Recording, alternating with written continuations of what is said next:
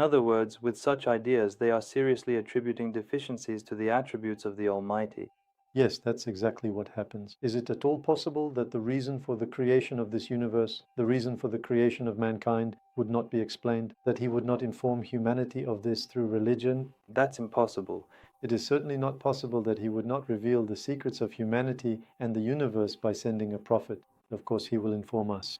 And again, the God who introduces himself to conscious beings through these beautiful creations and artistic works, who makes himself loved by his servants through these precious blessings, could it be possible that he would not inform these conscious beings in return for these valuable works, gifts, and blessings of what pleases him, what he expects from them, and how they should offer thanks and worship to him?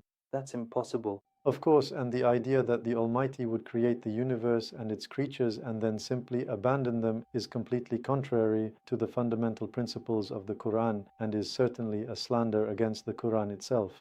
As stated in Surah Ar-Rahman, every day he is in a new affair. The creator of this universe, so to speak, is actively engaged, always at work. At every moment he is engaged in activity and action, first and foremost creating the universe, giving it purpose and meaning, and then, at every instant, maintaining that creation, sustaining the order and harmony he has established, updating it, subjecting it to the law of constant renewal and change, and refreshing it. Through countless acts and deeds, the Quran shows us that the act of creation is ongoing at every moment. In other words, such questions arise from not truly knowing Allah in the real sense, because Allah is constantly at work, always exercising His will and authority. For example, we eat food, it goes to our stomach, and then it is distributed throughout our entire body to all our cells.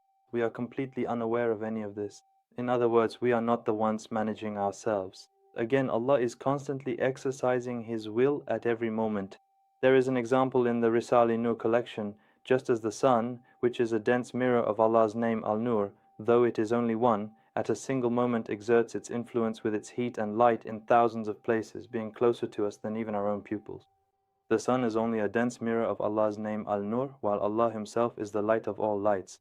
At every moment, in thousands of places at once, He exerts His will, being closer to us than even our own pupils, and this is true throughout the entire universe.